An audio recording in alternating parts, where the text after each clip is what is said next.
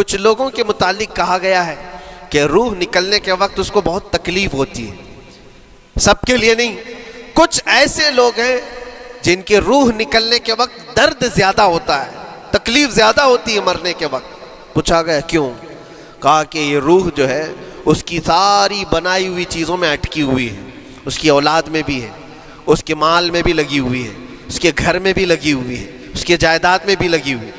روح جب نکل رہی ہوتی ہے ان سب چیزوں سے بھی نکل رہی ہے، جہاں جہاں اس کی خواہشات لگی ہوئی تھی سب جگہ سے کھینچا جا رہا ہے، تو درد بڑھتا چلا جاتا ہے، تکلیف بڑھتی چلی جاتی ہے، اور پھر وہ جب دیکھ رہا ہوتا ہے خالی ہاتھ جا رہا ہو، تکلیف زیادہ ہوتی ہے۔ اسی لیے میرے عزیز و اللہ کے نبی صلی اللہ تعالیٰ علیہ وسلم کا جب آخری وقت آیا، آپ کے وصال کا وقت آیا، حضور نے اپنی بیویوں کو بلایا، ازواج مطہرات کو بلایا اور پوچھا کہ کس کے پاس کتنا سونا ہے، کتنا زیور ہے۔ ازواج مطہرات نے کہا میرے پاس اتنا ہے، ان کے پاس اتنا ہے۔ سب نے اپنے چاندی سونے کے زیورات لا کر پیش کر دیا۔ حضور پاک صلی اللہ علیہ وسلم نے فرمایا اے میری بیویوں، اے میری ازواج، اگر تم چاہو تو یہ سب اللہ کی راہ میں خیرات کر دو، اللہ کی راہ میں اس کو وقف کر دو، خیرات کر دو۔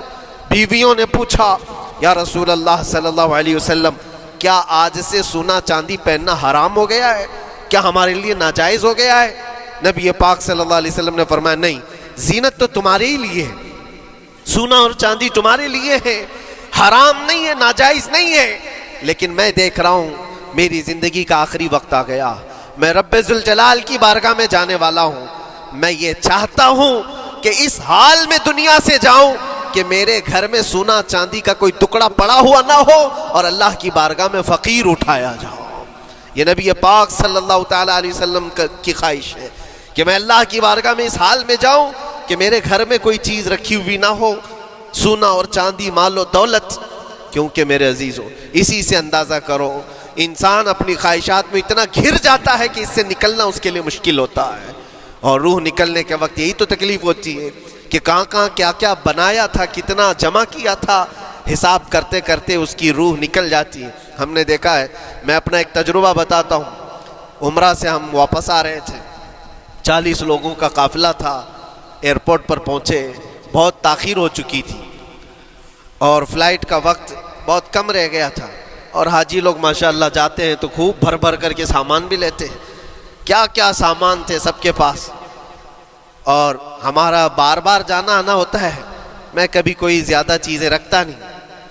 ہم تو آگے نکلے، گروپ پورا تھا اور سارے لوگ سامان لے کر کھڑے تھے، وقت گزرتا گیا، فلائٹ جہاں چیک ان ہو رہا تھا سامان، انہوں نے کہا کہ 25 کلو سے زیادہ کا الاؤڈ نہیں ہے، اور یہاں 40 کلو لے کر بیٹھے ہوئے تھے۔ میرا تو تھوڑا سا لے لے، تیرا تو تھوڑا سا لے لے، ایک دوسرے کو پیش کر رہے ہیں۔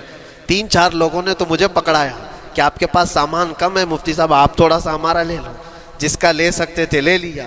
پھر اس کے بعد 1 گھنٹے سے کم ٹائم بچا تھا، انہوں نے کاؤنٹر کلوز کر دیا۔ میں نے دیکھا 20 سے 25 حاجی ایسے ہیں جن کا سامان بکھرا ہوا ہے، اور کیا لے جا سکتے ہیں ہاتھ میں، وہ بھی 7 کلو 8 کلو اتنا ہی تھا۔ ان کی خواہشات میں دیکھ رہا تھا، کوئی مسلح اٹھاتا ہے، کوئی کھجور اٹھاتا ہے، کوئی کہتا ہے نہیں میرے بچوں کے لیے کھلونے لیا تھا اس کو لے لیتا ہوں، وہ لے لو تو مسلح چھوڑنا پڑتا ہے، یہ لے لو تو کھجور چھوڑنا پڑ جاتا ہے۔ کسی نہ کسی طرح سے وہ لوگ آخری وقت 2-4 چیزیں لے کر کے نکل رہے تھے، اور بکھرا ہوا پورا سامان ایئرپورٹ پر ایسے ہی موجود تھا۔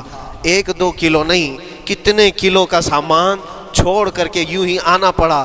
یا تو پھر فلائٹ کے سفر پہ جاؤ یا سامان میں لگے رہو، 2 ہی آپشن تھے، اور کون وہ چھوٹے سامان کے لیے اپنا سفر ملتوی کرتا۔ واپس آئے، حسرت بھری نگاہوں سے دیکھتے رہے اپنے سامان کو، اور پھر اندر آ کر جب بیٹھے میرے ذہن میں یہ بات گونجنے لگی، یہی حالت ہوتی ہوگی جب انسان دنیا سے جا رہا ہوتا ہے، جب یہاں سے رخصتی کا وقت آتا ہے اور ملک الموت سر پر آ کر کھڑا ہو جاتا ہے، روح نکلنے کے لیے بھی تھوڑا سا وقت باقی ہے، بس منٹوں میں بھی نہیں رہ گیا۔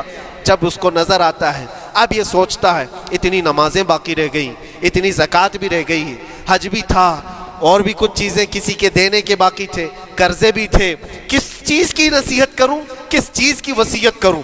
فلاں جگہ ایک گھر خرید کر کے اس کے ڈاکیومنٹ تو وہاں رکھا تھا، بیٹے کو بھی نہیں بتایا، بیٹی کو بھی نہیں بتایا، پتہ نہیں کس کے ہاتھ لگ جائے گا۔ یہ خواہشات گھومتی رہتی ہیں، وہ کسی کو بتا بھی نہیں پاتا، ادھر ملک الموت روح نکال کر نکل پڑتے۔ یہ انسان کی شارٹ لائف ہے، مختصر سی زندگی ہے، جہاں یہ خواہشات دھری کی دھری رہ جاتی ہیں۔